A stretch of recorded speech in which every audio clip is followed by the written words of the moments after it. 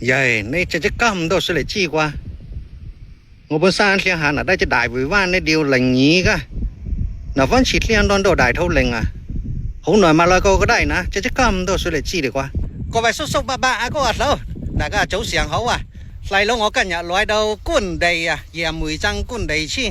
có đại phiền sa thang cái à ngô bữa sáng cả nhà liền hẳn ở đây chỉ đại van này điều nhí có suy bắt chi này cả nhà loài đầu thái đó hậu đâu sẽ lại chi chuyện gì xin nó điều vậy à chìm bảo đoán mà này mà办pháp cả nhà chi ở trái đại phong bác có này vậy chi à là cái đại chiến điều thoại à điều tra hồi ngoài miền mai cái lẻ máy suy cho giàuจะliên đoàn liền đấy còn này vậy chi đó hỗ trợ thâu lên điều cả khi là chấm bể hỗ cả nhà điều nhí cái liều đây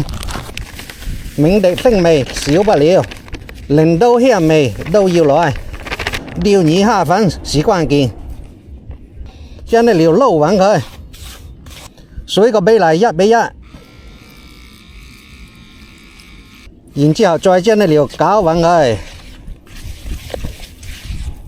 trên cao hố cái liều phong trái bi đánh 10 phân钟左右điều nhí là xin đá vô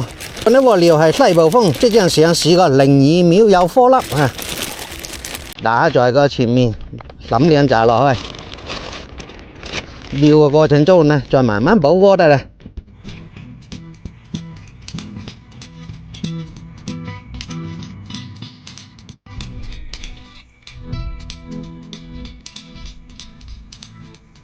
今日洗一支二竿4.5米嘅長度今日風大浪大我係繼續洗你簡單呢個釣法雙引釣法啊依家你撩吸水呢差不多時間嘅然之後呢再稍微加少少乾粉喺上面個即乾粉有咩作用呢主要呢就係增加呢魚料嘅霧化再次撈勻嗰啲料然之後就落力嘅猜到嗰啲料出絲依家嚿料呢就好靚嘅好威勢魚虎都要提前準備好然之後就正式釣魚啦喂走去世界耶今日啲風頂猛嚟吹㗎就對面吹過來咦來貨嘅就係第一條嘅土靈耶入虎啫 OK 靚貨啱先第一個碼係橫角喎真係睇你係有口嘅喎再來插力炮震佢個啲風太大啦又走唉甩鈎嚟乜所謂vậy直接蝦漂啊又一條拋震佢蝦漂哎呀撈到隻嘴上啦喂土靈嘴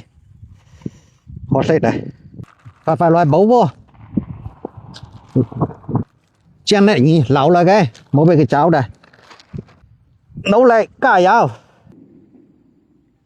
黑漂中貨又一條土靈個番前啲土靈細呢話黑漂來嘢三個質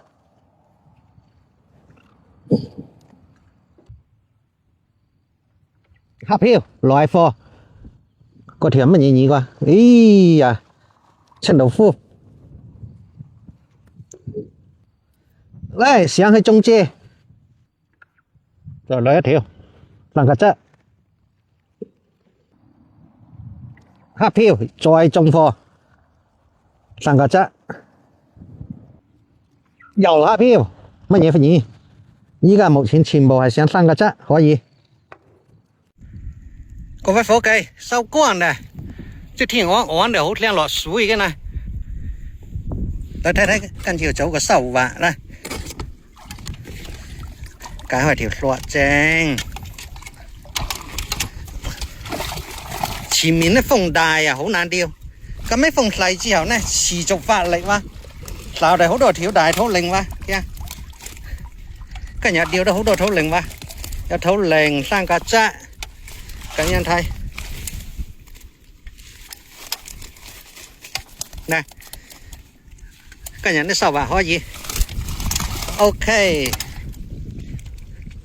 đó chân này nhịp phòng về cam bi